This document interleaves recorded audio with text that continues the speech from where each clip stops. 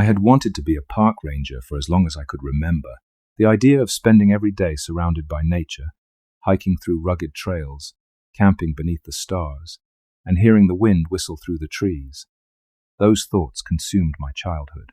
I spent hours fantasizing about a life in the wilderness, a life of purpose, protecting the land and those who visited it. Once I discovered that being a park ranger was a real profession, it became my singular goal. I dedicated myself to it like an astronaut training for a mission to space. The path wasn't easy. There were requirements, hurdles I needed to overcome to even be considered for the role. You had to be an expert outdoorsman, physically fit, and adept with firearms, especially if you were working in areas with bears or mountain lions. You needed to be trained in first aid and have certifications in navigation, search and rescue, and more. But none of that scared me off. If anything, it drove me harder. Throughout my late teenage years and into my early 20s, I transformed my bedroom into what could only be described as a shrine to my dream. A corkboard covered one wall, filled with requirements for the job, photos of sprawling national parks and lists of certifications I needed. Each time I checked something off, it felt like I was inching closer to destiny. I worked odd jobs and saved every penny, funneling all my money into tuition for a program in conservation enforcement at a local community college. It wasn't the fanciest school, but it was all I could afford. After years of preparation, I graduated with my diploma, feeling like I was finally ready to step into the career I had dreamed of. But reality hit hard.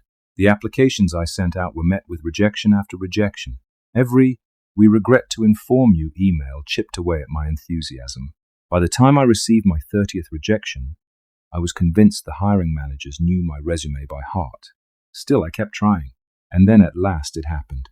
The Forestry Service offered me a job not as a full-fledged park ranger, but as a fire lookout stationed at one of the remote towers. When I got the offer, I shouted, "Yes!" so loudly into the phone that my soon-to-be supervisor, a man named Robert, burst out laughing. He said he looked forward to meeting me and showing me the ropes. The pay wasn't great, but it didn't matter. This was my first step into the life I'd always wanted. The training at Fire Tower 16 was straightforward, and Robert turned out to be a great mentor. He was the kind of guy who made everything feel less like a chore and more like an adventure. We'd spend our downtime playing chess or reading books while keeping an eye on the forest below. Sometimes it got a little boring clearing brush, taking out the trash, monitoring the radio for reports, but I didn't care. I was finally doing what I loved. Everything changed on the last day of my training. Robert and I were sitting in the fire tower's cabin, idly chatting over a game of chess, when he noticed something unusual. Through the binoculars, he pointed out a thin wisp of smoke rising from the trees in the distance. "Looks like someone set up camp where they're not supposed to," he said, his tone tinged with annoyance. "No one gets camping permits anymore." I raised the binoculars to my eyes and followed his gesture. Sure enough, a faint column of smoke twisted up into the clear blue sky, barely noticeable against the backdrop of the forest. "You want me to handle it?" I asked, eager to prove myself.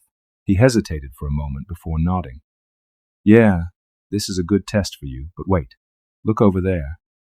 He pointed again, this time to another plume of smoke, closer to the first. His brow furrowed. "Two of them." "What the hell?" Robert leaned back in his chair, scratching his chin thoughtfully. Then he turned to me with a wry smile. "All right, this is your last day of training. Time to see what you're made of. We'll split up. You take one, I'll take the other. We'll stay in radio contact the whole time. Sound good?" I wasn't sure if I was ready to handle this on my own, but I nodded. "Let's do it. Just remember the basics," Robert said as we descended the wooden staircase of the tower. "Don't engage with anyone if they get confrontational. Write the citation, tell them to pack up and move on. If you need backup, radio me. Simple." We drove down the dirt road in our Jeep until we reached the first site. An old, beat-up truck was parked by the roadside, its doors locked but its windows rolled down. "This one's yours," Robert said, pulling to a stop. "Go check it out, and let me know if you need help." I stepped out of the Jeep and shouldered my pack, filled with basic supplies and my rifle just in case. As Robert drove off to handle the second campsite, I took a deep breath and started walking toward the smoke in the distance. The forest was dense, with thick underbrush that clawed at my legs as I pushed through. The air smelled of pine and damp earth, and the faint scent of campfire smoke guided me like a beacon. I followed a trail of crushed vegetation and boot prints, evidence of the campers dragging a cooler through the brush. It didn't take long before I stumbled upon something I hadn't expected. In a small clearing, surrounded by towering trees, stood a massive stone archway. It was unlike anything I'd ever seen before. The structure was ancient-looking, built from weathered grey stones that were cracked and covered in moss. It loomed at least 15 feet high, casting a long shadow over the clearing. What caught my attention most, though, was what lay beyond the arch.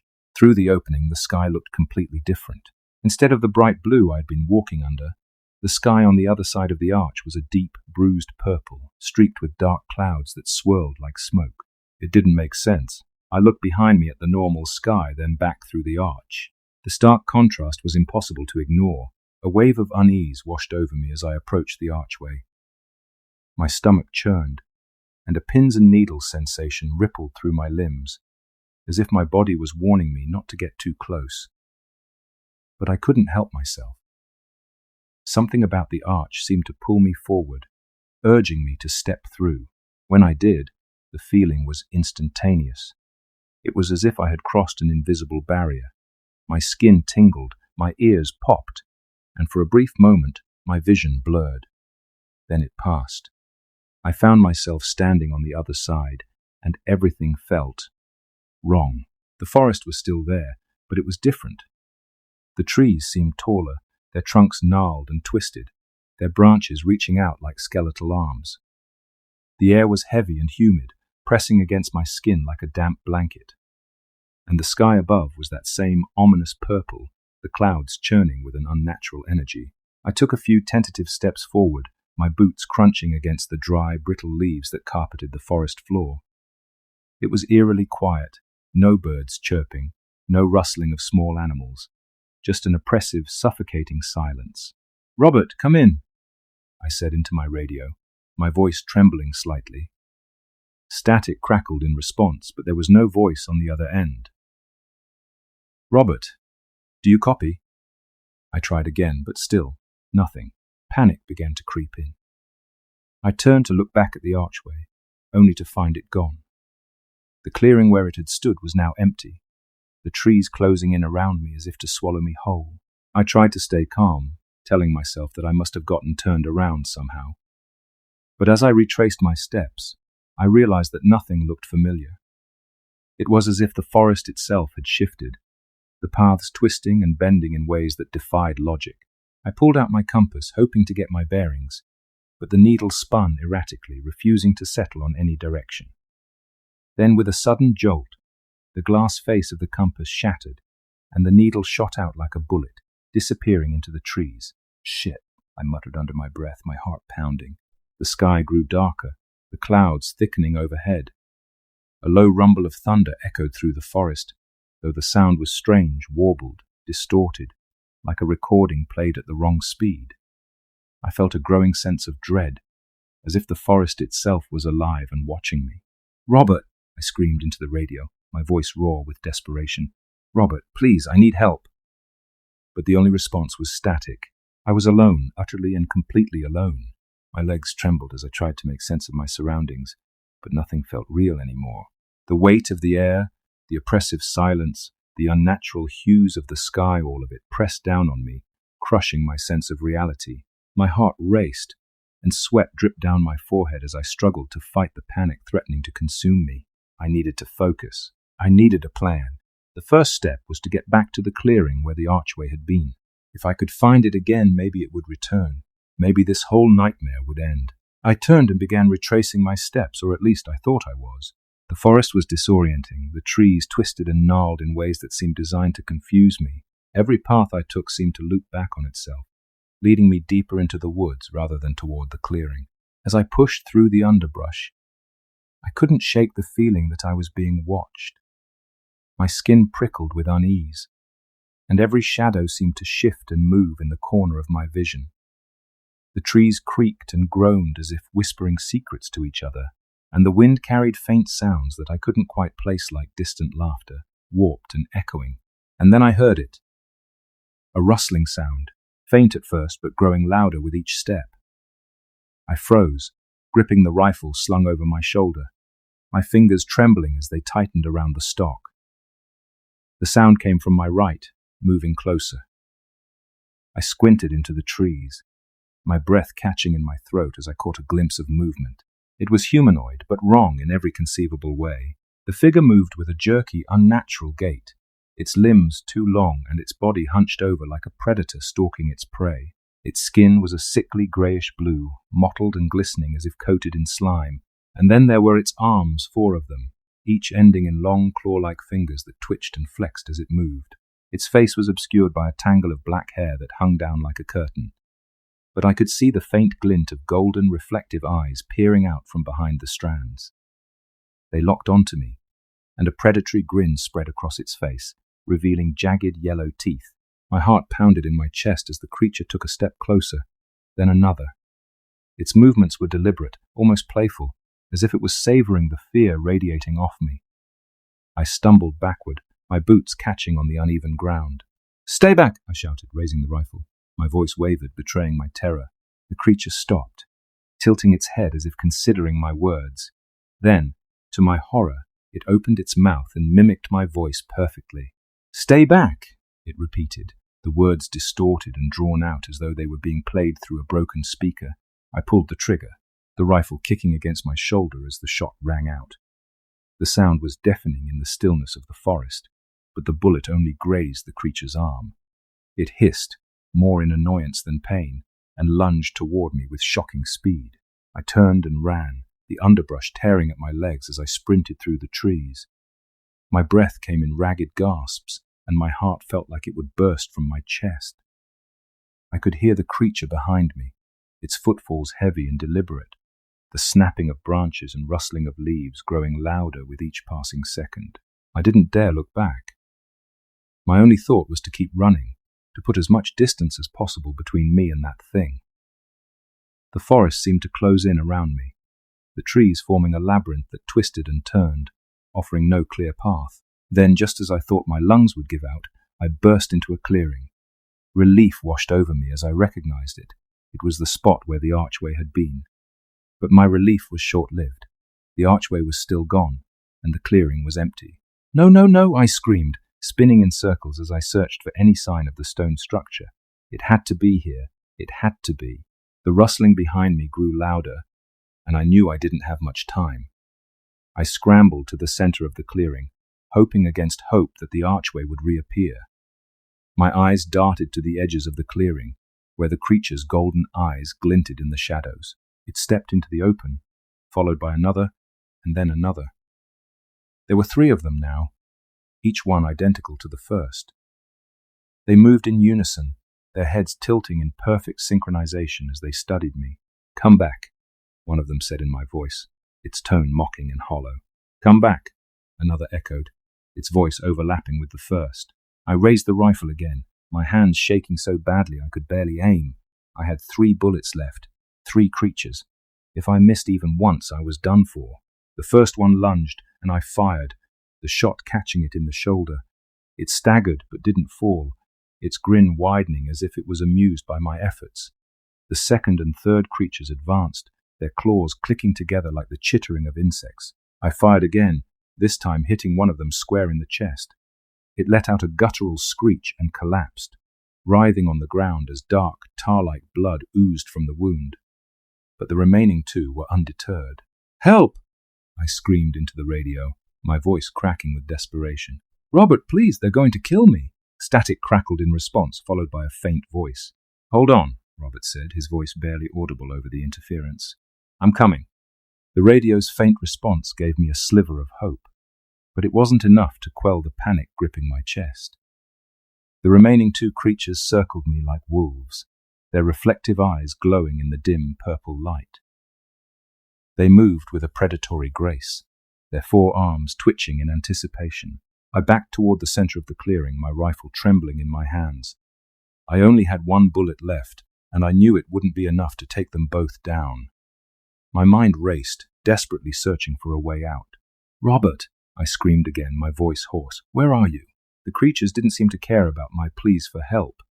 They were patient, watching me with those unnerving golden eyes, as if they knew there was no escape. One of them tilted its head and mimicked my voice again, its tone dripping with malice. "Where are you?" it repeated, the words distorted and mocking. My hands were slick with sweat, making it harder to grip the rifle. I could feel my resolve slipping, the weight of the situation pressing down on me like a suffocating blanket. Just when I thought all hope was lost, a sound broke through the oppressive silence. The distant crack of a gunshot. The creatures froze, their heads snapping toward the direction of the sound. Another shot rang out, closer this time, followed by the unmistakable sound of footsteps crashing through the underbrush. "Get down!" Robert's voice shouted from the tree line, and I didn't hesitate. I dropped to the ground just as another gunshot echoed through the clearing. Robert burst into view, his rifle raised and aimed at the nearest creature. The shot hit its mark, and the creature let out a shrill, otherworldly scream as it collapsed to the ground, twitching violently. The remaining creature snarled and lunged at Robert, its claws outstretched. He fired again, but the shot went wide, grazing its shoulder. The creature tackled him to the ground, pinning him with its forearms. "Get it off me!" Robert shouted, struggling to fend off the creature's snapping jaws. I scrambled to my feet, adrenaline surging through me. Gripping the rifle tightly, I aimed at the creature's head and pulled the trigger. The shot rang out, and the creature's body went limp, collapsing on top of Robert. He pushed the lifeless body off of him, gasping for breath as he scrambled to his feet. "What the hell are those things?" he demanded, his voice shaking. "I don't know," I said, my own voice barely above a whisper, "but we need to get out of here." Robert and I stood in the clearing, panting heavily, our rifles now useless as they were out of ammunition. Around us the bodies of the creatures lay still, but even in death, they didn't feel fully gone. The way their twisted forms twitched slightly, like a nerve firing for the last time, made me think they could spring back to life at any moment. Their tar-like blood, thick and black, pooled around their bodies, giving off a nauseating metallic stench that stung the back of my throat. Robert turned to me, his face pale under the eerie purple sky. "What the hell is going on, Ben? What did you find out here?" "I didn't find anything," I said breathlessly. "Or maybe I found too much." "Robert, there's something wrong with this place, that archway. It wasn't just a random stone structure. It's like it's a door to another world. I think I went through it." His eyes widened. "You went through it? Are you insane?" I wanted to argue with him, but the reality of my decision weighed heavily on me now. What kind of person walks through an ominous stone archway into a place that feels fundamentally wrong? Someone too curious or too stupid for their own good, that's who. I didn't think it was going to do anything. I thought it was just a weird old ruin, but the second I stepped through, I trailed off, glancing around at the surrounding forest. Even now, the twisted trees and the unnatural hues of the sky pressed down on me like a physical weight. It was all so wrong. "I don't think we're in the same place anymore," I finished quietly. Robert took a step toward me, gripping my shoulder. His hand was trembling. "We need to get back, now." I nodded, though I didn't know how we were supposed to do that. The archway hadn't reappeared, and every step I'd taken since walking through it had only seemed to lead me deeper into this nightmare. "We'll retrace our steps," Robert said, as if reading my mind. "We'll find the jeep, and then we'll get the hell out of here." I wanted to believe him. I really did. But deep down, I knew it wasn't going to be that easy. We set off into the forest, moving as quickly and quietly as we could. The oppressive silence of the woods was shattered only by the sound of our boots crunching through the underbrush and the occasional distant crack of thunder. The eerie, distorted quality of the thunder made it clear that even the weather in this place wasn't natural. As we walked, I couldn't shake the feeling that we were being watched.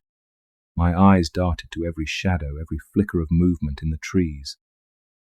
And then there was the smell, a faint, acrid odor that seemed to follow us wherever we went. It wasn't strong enough to identify, but it set my nerves on edge. "Do you smell that?" I asked, breaking the silence. Robert glanced at me, his brow furrowed. "Yeah, it smells like..." He trailed off, unable to put it into words. We walked in silence for what felt like hours, though it was impossible to tell time in this place. The purple sky remained unchanged, the sun or whatever passed for it here, hidden behind swirling black clouds. It cast everything in a sickly, dim light that made the forest feel endless. Every so often, we'd come across something that stopped us in our tracks. A tree with deep claw-like gashes running down its trunk. A pile of bones, picked clean, scattered across the forest floor. At one point we found what looked like a campsite-torn sleeping bags, shredded tents, and a cooler overturned and empty. Whatever had happened there, it hadn't ended well. Jesus, Robert muttered, his voice barely audible. How long has this been going on? I didn't have an answer for him.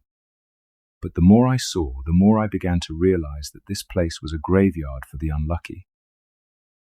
How many people had stumbled through that archway, never to return? How many of them had fallen victim to those creatures, or worse? As we pressed on, the acrid smell grew stronger, and the oppressive silence of the forest began to give way to faint, unsettling sounds. At first it was just the rustling of leaves, but soon I started to hear faint whispers, like voices carried on the wind. "Do you hear that?" I asked, stopping in my tracks. Robert froze, his eyes scanning the trees. "Hear what?" "Voices," I said. "They're faint, but..." Before I could finish, a loud snap echoed through the forest. Both of us whipped around, our hearts pounding, but there was nothing there. The underbrush was still, the trees swaying gently in the wind. "Let's keep moving," Robert said, his voice tight. We picked up the pace, our footsteps quick and purposeful. But the faster we walked, the louder the whispers became. They seemed to come from all around us, growing in volume until they were a cacophony of overlapping voices, speaking in a language I couldn't understand. And then suddenly they stopped. The silence that followed was deafening, and I could feel my pulse pounding in my ears. That's when I saw it. Standing a few yards ahead of us, partially obscured by the trees, was another one of those creatures. It was watching us, its reflective golden eyes glinting in the dim light. But this one was different. It was larger than the others, its body hunched and muscular with jagged scars running across its chest. Robert raised his rifle instinctively, only to realize it was empty. "Shit," he muttered under his breath, lowering the weapon. The creature tilted its head, as if amused by our helplessness. Then it stepped forward, its movements slow and deliberate. "We need to run," I whispered, my voice trembling. But before we could move, the creature opened its mouth, and a sound unlike anything I'd ever heard erupted from its throat. It was a high-pitched screech, followed by a deep, guttural growl that vibrated through my chest. The sound was so loud, so otherworldly, that I dropped to my knees, clutching my ears. Robert grabbed my arm, pulling me to my feet. "Come on!" he shouted, dragging me away from the clearing. We ran, the creature's screeches echoing behind us as it gave chase. I could hear its heavy footfalls pounding against the forest floor, its claws tearing through the underbrush. My lungs burned, and my legs felt like they were going to give out, but I didn't dare slow down. The forest blurred around me as we weaved through the trees, desperate to put as much distance as possible between us and that thing. But no matter how fast we ran, it was always just behind us, its guttural growls growing louder with each passing second. "Up ahead," Robert shouted, pointing to a fallen tree. We scrambled over it, our movements frantic and uncoordinated. On the other side I stumbled and fell, landing hard on my hands and knees. Pain shot through my body, but I forced myself to get up, knowing that if I stayed down I wouldn't get back up. The creature burst through the trees, its golden eyes locked onto me. It lunged, its claws outstretched, and I braced myself for the impact. But it never came. A gunshot rang out, and the creature let out a pained roar. I turned to see Robert standing a few yards away, holding a pistol I hadn't realized he had. "Get up!" he shouted, firing another shot. I didn't need to be told twice. I scrambled to my feet and ran, the sound of gunfire ringing in my ears as Robert emptied the pistol into the creature. Robert's shots bought us precious seconds, but that thing wasn't giving up. I glanced back as we ran, and saw the creature shake off the bullets like they were mosquito bites. Its wounds oozed thick black blood that glistened under the bruised purple sky. But it didn't slow down. Instead, it roared in frustration, its distorted scream echoing through the forest as it bounded after us with terrifying speed. "Keep moving!" Robert yelled, his voice sharp with panic. His empty pistol was useless now, and we both knew it. I pushed my legs harder, ignoring the searing pain in my calves and the stabbing ache in my injured ankle. My breath came in short, ragged gasps, my lungs burning with every step. The twisted forest seemed to stretch endlessly ahead of us, offering no sanctuary, no hiding place. And yet I couldn't stop. Stopping meant death. The creature was gaining on us, its heavy footfalls thundering closer and closer. I could feel the ground tremble beneath me, the vibrations making my heart pound even faster. The acrid stench of its breath filled the air, sour and metallic, making me gag. "Up here!" Robert shouted, veering to the left. I followed him without hesitation, trusting his instincts even though I had no idea where he was leading me. We emerged into another clearing, and for a moment, my heart leapt with hope. There at the far end of the open space stood the archway. It was back. The ancient stone structure loomed over the clearing, its cracked surface glowing faintly in the dim light. Through its opening, I could see the golden sunlight of my world, the world I thought I'd never see again. "It's there," I gasped, pointing to the archway. Robert saw it too, and for a brief moment a look of pure relief crossed his face. But our victory was short-lived. Behind us, the creature burst into the clearing, its forearms spread wide as it bellowed a guttural roar that shook the trees. "Go!" Robert shouted, shoving me forward. "Get through the arch." "What about you?" I yelled, my voice cracking.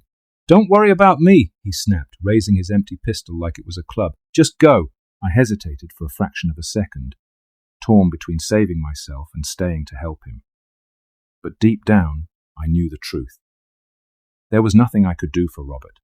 If I stayed, we would both die. Choking back a sob, I turned and sprinted toward the archway.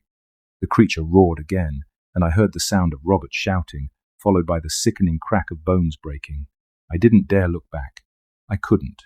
The archway seemed impossibly far away, each step toward it feeling like an eternity. The ground beneath me seemed to shift and warp, like the forest itself was trying to hold me back.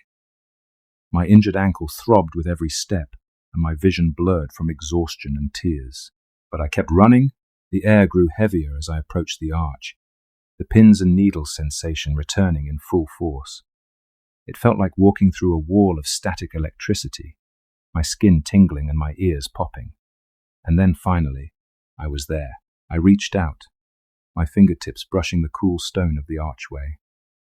The moment I stepped through, a wave of relief washed over me. The oppressive weight of the other world lifted, and I was enveloped in the familiar warmth of the golden sunlight. But something was wrong. As I stumbled through the archway and collapsed onto the ground, I realized the world around me wasn't as I had left it. The sky was still blue, but it was tinged with a faint, unnatural violet at the edges. The trees, though familiar, seemed darker, their leaves almost black, and the air carried a faint, acrid odor, the same one that had followed me through the other world. My stomach churned as I turned to look back at the archway. It was still there, standing tall and menacing in the clearing. But instead of the golden sunlight of my world shining through its opening, I saw only the swirling purple sky of the other side. It hadn't closed. Panic clawed at my chest as I realized what this meant. The archway was still a portal, still a door to that hellish world. And if I could come through, so could they. As if to confirm my fears, I heard a sound from the other side, a deep guttural growl that made my blood run cold. A shadow shifted within the archway, and I saw the glint of golden eyes staring back at me. "No," I whispered, my voice trembling. "No, no, no." I scrambled to my feet, my body screaming in protest as I limped away from the archway. The growling grew louder, more insistent, and I knew I didn't have much time. I had to warn someone. I had to get help. But who would believe me? How could I explain what had happened without sounding insane? My thoughts were interrupted by the sound of something stepping through the archway. I didn't look back. I couldn't. The only thing that mattered now was getting as far away as possible. I stumbled through the forest, my injured ankle slowing me down. The sunlight filtering through the trees offered little comfort, its golden glow tinged with that unnatural violet. Every rustle of leaves, every snap of a twig made me jump, my heart racing with fear. And then finally I saw it, the road. It stretched out before me like a lifeline, its gravel surface leading back to the fire tower. Relief flooded through me as I stumbled onto the road, my boots crunching against the gravel. But that relief was short-lived. From behind me, I heard the unmistakable sound of footsteps, heavy, deliberate, and growing louder.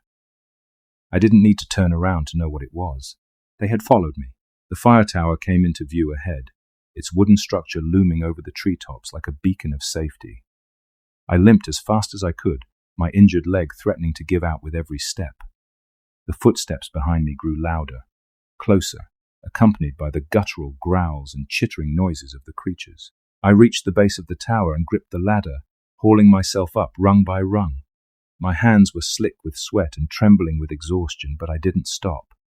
The growls turned into roars as the creatures reached the base of the tower. I could feel their golden eyes boring into my back as I climbed, their claws scraping against the wooden supports.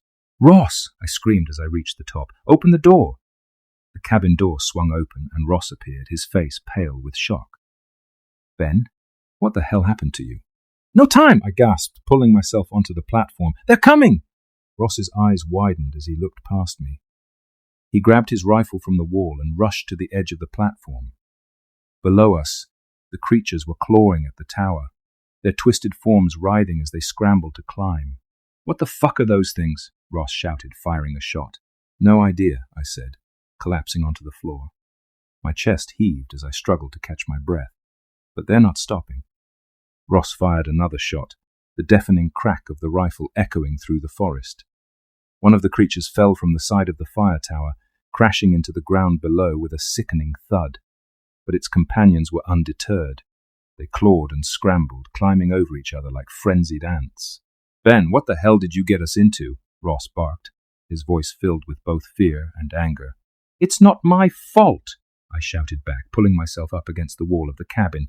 "There was an archway, a portal to, I don't even know, another dimension, another world. I walked through it, and they followed me back." Ross turned to glare at me, his rifle raised as he aimed at another creature nearing the platform. "You walked through a goddamn portal. Are you kidding me right now? What part of don't do anything stupid did you not understand? Do you think I wanted this to happen?" I snapped. My voice was raw from screaming, but the panic and guilt surged through me like wildfire. I didn't know what it was. I thought it was just some old ruin. I didn't realize. Before I could finish, another creature lunged onto the platform. Its 4 arms clawed at the wooden planks, its golden eyes locked onto Ross. He fired at point-blank range, the bullet tearing through its head. Black, viscous blood sprayed across the cabin, splattering my shirt and face. Ross shoved the creature's lifeless body off the edge with his boot, then slammed the cabin door shut. "We're out of ammo!" he shouted, bolting the door. "Do you have any left?" I shook my head. I used my last shot in the clearing. Ross cursed under his breath, pacing the small cabin like a caged animal. Outside, the creatures howled and roared, their claws scratching against the wood. The fire tower groaned under their weight, the structure swaying slightly with each impact. "What do we do?" I asked, my voice trembling. Ross stopped pacing and looked at me, his face pale but determined. "We can't stay here. They'll tear this tower down if they have to." "Then where do we go?" I demanded. "They're everywhere." He didn't respond immediately. Instead, he stared out the window, his jaw clenched. I could see the gears turning in his head as he weighed our options. Finally, he spoke. "The archway," he said quietly. "What?" "The portal. You said it's still open, right? If they came through it, maybe we can send them back." I froze, the weight of his words sinking in. The idea of going back to that cursed clearing, back to the archway, filled me with dread. But he was right. The portal was the source of all this. If we had any hope of stopping these creatures, it was there. "But how do we close it?" I asked. "We don't even know how it works." Ross grabbed a flare gun from the supply cabinet and held it up.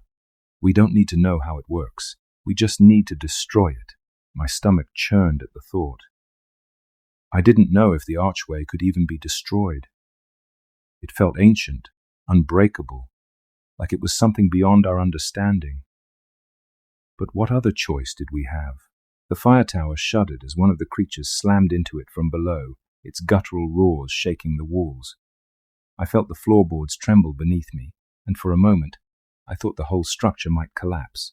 "Fine," I said, swallowing the lump in my throat. "Let's do it." Ross nodded, his expression grim. He handed me the flare gun and grabbed a hatchet from the cabinet. "We're going to have to fight our way down," he said. "Stick close to me and don't stop moving." "Got it?" "Got it," I said, though my voice wavered. He unbolted the cabin door, and the growls and roars of the creatures grew louder. My heart pounded as he kicked the door open, revealing the chaos outside. The platform was crawling with them grey, four-armed monstrosities with gleaming golden eyes and jagged teeth. Ross swung the hatchet with brutal efficiency, the blade sinking into the nearest creature's skull. It crumpled to the ground, but two more took its place, their claws slashing at him. I raised the flare gun and fired, the bright red flare striking one of the creatures in the chest. It let out an ear-splitting shriek as flames engulfed its body. "Move!" Ross shouted, shoving me toward the ladder. I climbed down as quickly as I could, my hands slick with sweat and shaking uncontrollably. Ross followed close behind, swinging the hatchet to keep the creatures at bay. When we reached the ground, the scene was worse than I'd imagined. The forest was alive with movement, shadows darting between the trees as more creatures emerged from the darkness. Their howls filled the air, a nightmarish symphony of hunger and rage. "Run!" Ross yelled, grabbing my arm and pulling me toward the road. We sprinted through the forest, the creatures hot on our heels. My injured ankle screamed in protest, but I pushed through the pain, fueled by sheer terror. The acrid stench of the creatures grew stronger, mixing with the coppery tang of blood and the smoke from the flare. Branches whipped against my face, and the underbrush tore at my legs as we weaved through the trees. I could hear the creatures behind us, their guttural growls and snapping jaws growing louder with each step. The clearing came into view, the archway looming ahead like a dark, malevolent sentinel. My heart sank as I realized how many of the creatures had gathered around it. They moved in and out of the portal, their twisted forms silhouetted against the swirling purple sky beyond. "There's too many of them," I shouted. Ross didn't respond. He yanked the flare gun from my hands, reloaded it, and aimed at the archway. "Cover me!" he yelled, firing a flare toward the portal. The flare struck the base of the arch, but instead of igniting, it fizzled out. The creatures howled in unison, their golden eyes snapping toward us. "It's not working!" I screamed. Ross cursed under his breath and fired again, this time aiming at the top of the arch. The flare exploded on impact, sending a shower of sparks raining down. The creatures recoiled, their movements frantic and disorganized. "Come on!" Ross shouted, pulling me toward the archway. I hesitated, my instincts screaming at me to run the other way. But there was no other way. If we didn't destroy the portal, these creatures would keep coming, spreading into our world like a plague.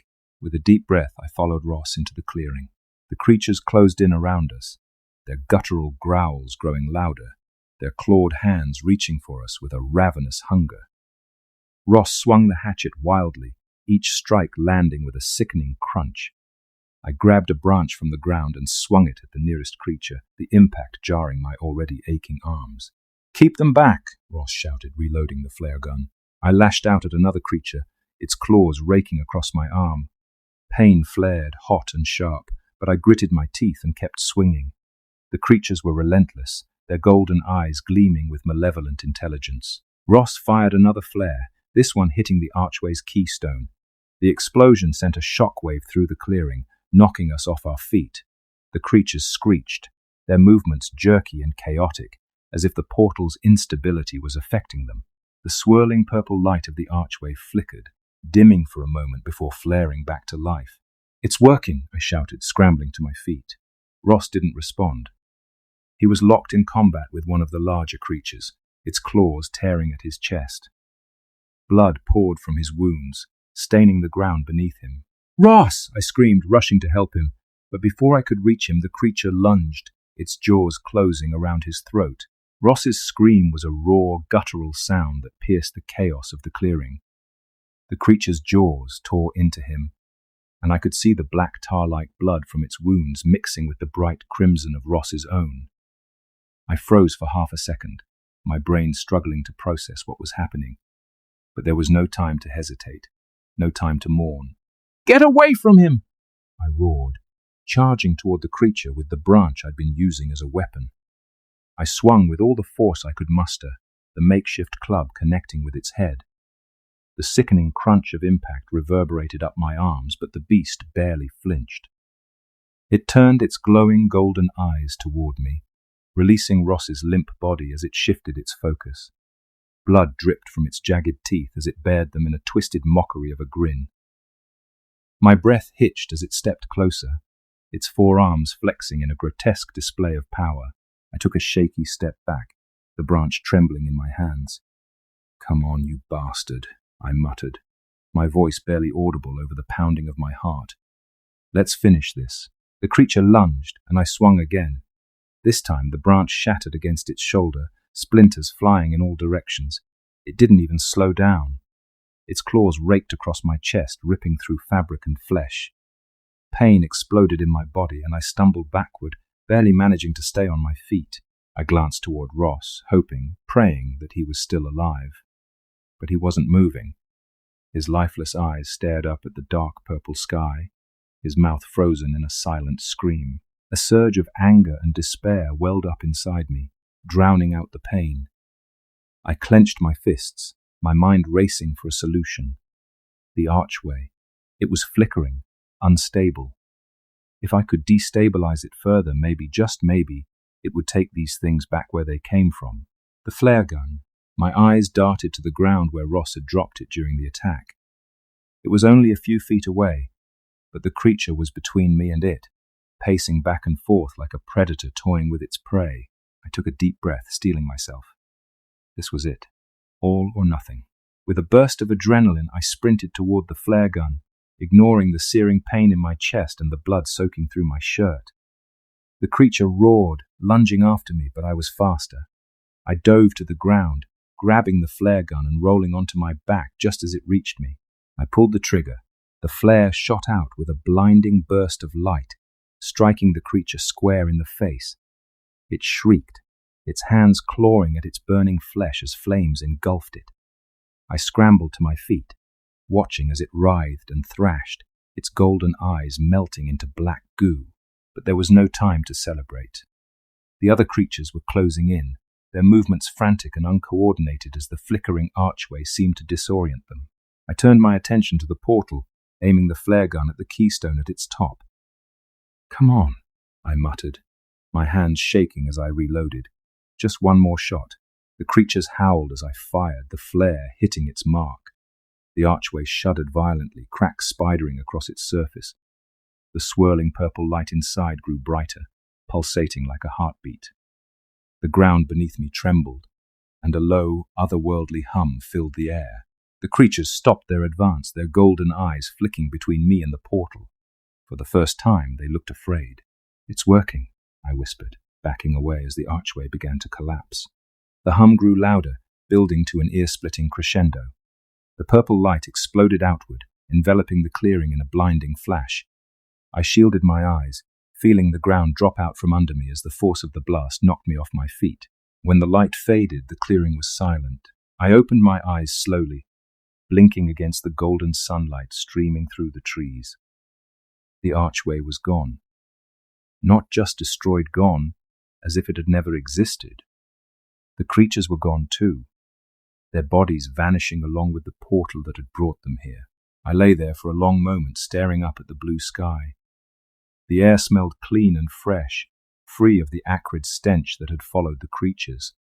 Birds chirped in the distance, their songs a stark contrast to the nightmare I'd just endured. But the relief was short-lived. I sat up slowly, my entire body screaming in protest. Blood stained my clothes, and my chest throbbed with pain from the creature's claws. But worse than the physical wounds was the weight of what I'd lost. Ross. I crawled over to where he lay, my hands trembling as I reached out to touch his shoulder. His skin was cold, his body still. Tears blurred my vision as I gripped his hand, muttering apologies that he'd never hear.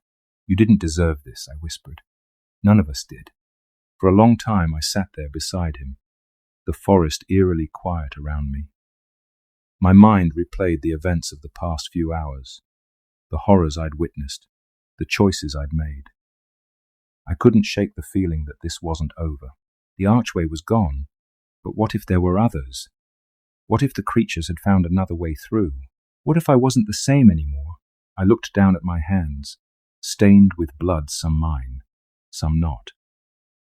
My skin looked normal, but I couldn't ignore the strange tingling sensation in my abdomen, the faint but persistent itch that had been growing since I'd returned.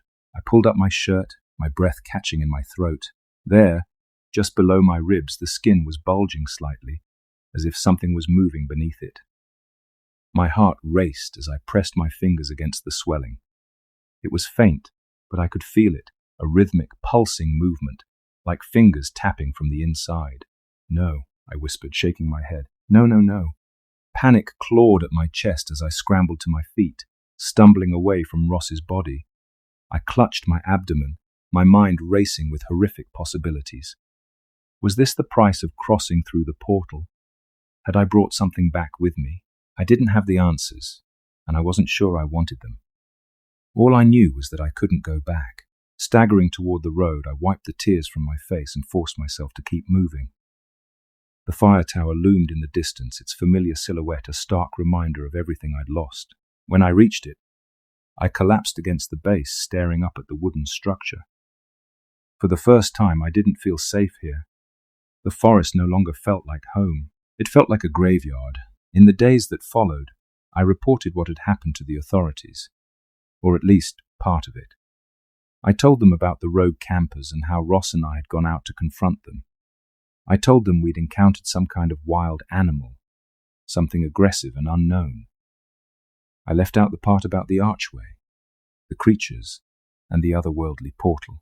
No one would have believed me anyway. Ross was declared a casualty of a wildlife attack, and I was given medical leave to recover from my injuries. But no amount of time would heal the scars left by what I'd seen, or the guilt of leaving Ross behind. And then there was the other matter. The changes started small, a tingling in my abdomen, an itch I couldn't scratch. But over time, it grew worse. My skin would ripple and shift, like something was moving beneath the surface. At night, I'd wake up drenched in sweat, my body trembling with hunger, not for food, for something else. I moved to the city, far from the forests and the memories they held. I got a desk job, avoiding the outdoors as much as possible. But the cravings never went away. The hunger gnawed at me, insistent and unrelenting, and sometimes in the dead of night I'd feel them. The extra arms. They hadn't fully emerged yet, but I knew they were there, waiting. I stared at my reflection in the mirror, my golden eyes gleaming in the darkness, and I smiled. The hunt was just beginning.